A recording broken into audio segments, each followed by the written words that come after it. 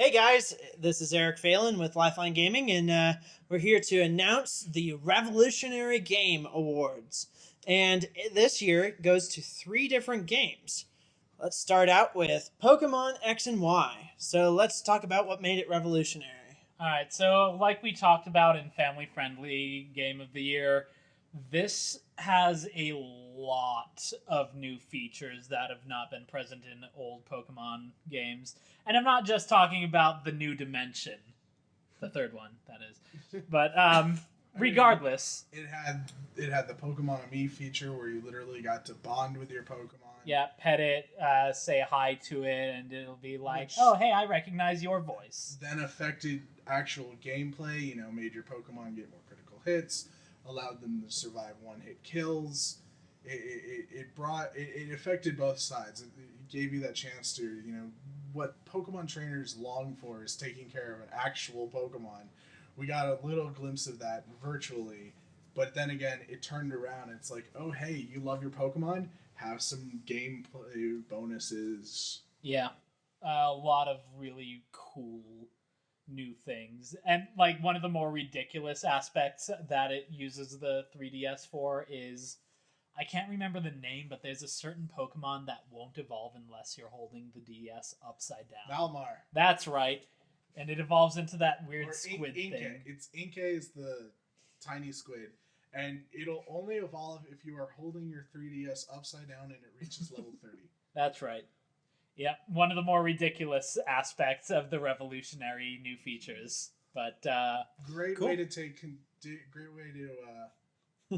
use of the 3DS's gyroscope feature. Oh yeah, I can't wait for the game to actually, like, if a handheld actually has like an internal thermometer, and like then Eevee will only evolve into Glaceon if it's actually cold outside.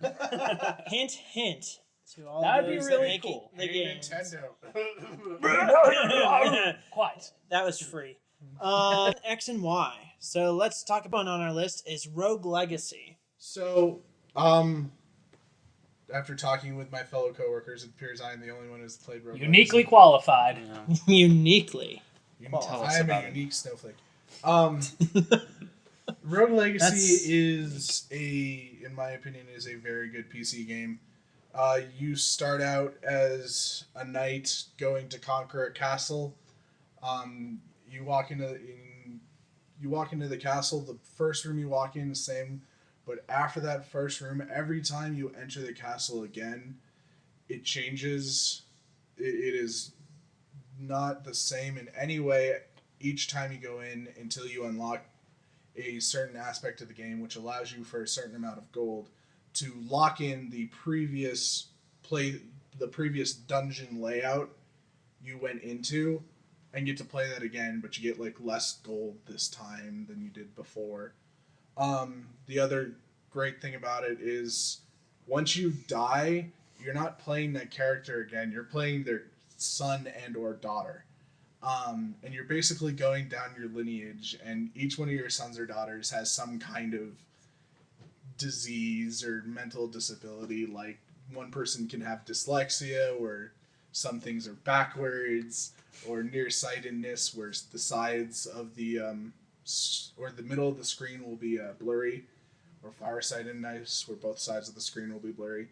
It's a great. I think you're reversing those two. It might be because farsightedness is you see close. See further, but you can't see things close up. I'm not a doctor. Come on, Dr. Jake. Come on. It's funny that like one of our revolutionary games is a 2D side scroller. So it's like it brings a lot, like 2D side scrollers. Okay, you go in, you complete this area. It's the same area throughout the entire game. Whereas Rogue Legacy, it's different every time you go in. And that's the other, it's like, you go in, you could have a great run.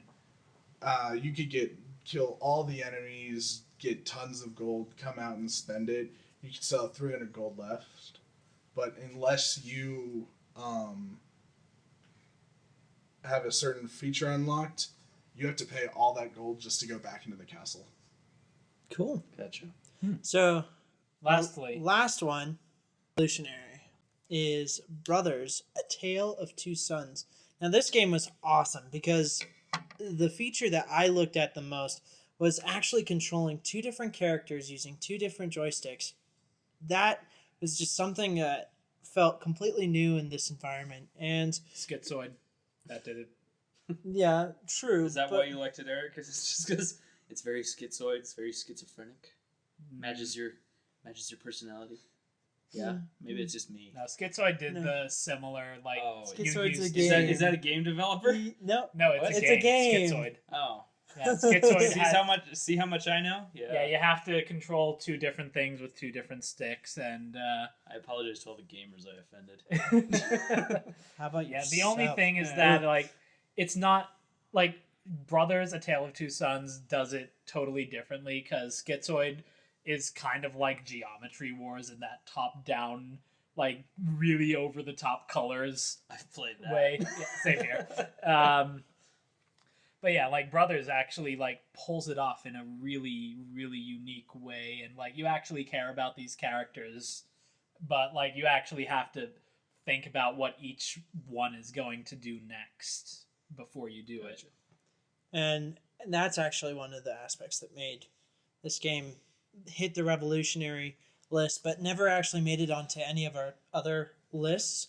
It wasn't necessarily the best campaign. It wasn't the best multiplayer, but it was definitely something that was new in the more recent field, and was actually. Like we talked about in Family Friendly, I guess that kind of wraps up our revolutionary list, where Pokemon X and Y, Rogue Legacy, and Brothers: Tale of Two Sons made the list and got the awards. So we'll see you back here at Lifeline Gaming later on for the announcement of the last several awards.